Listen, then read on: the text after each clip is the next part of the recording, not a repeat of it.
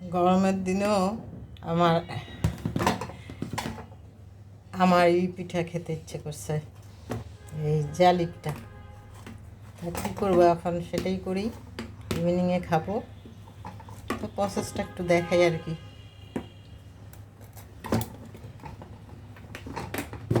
এখন এটা আমি বানিয়ে রাখবো একদম বিকাল 6টার সময়, সেটাকে আমি বানাবো। এখন আমি ভিজিয়ে রাখবো, এটা রেস্টে রাখবো আর কি। আমি লবণ দিলাম, এখানে একটুখানি গমের আটা দিলাম, আচ্ছা, তারপরে দিব চালের আটা।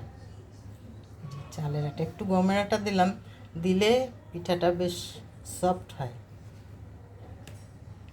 অল্প, আমরা মানুষ অল্প, সব কিছু অল্প অল্প। আচ্ছা, এখন আমি কুসুম গরম পানি দেব, কুসুম গরম পানি।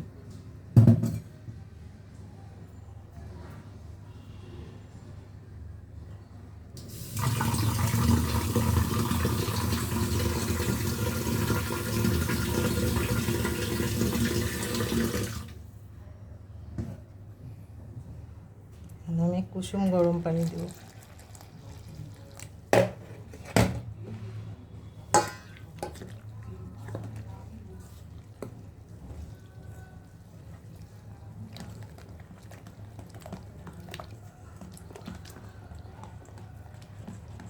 আর একটু আটা দিতে হবে।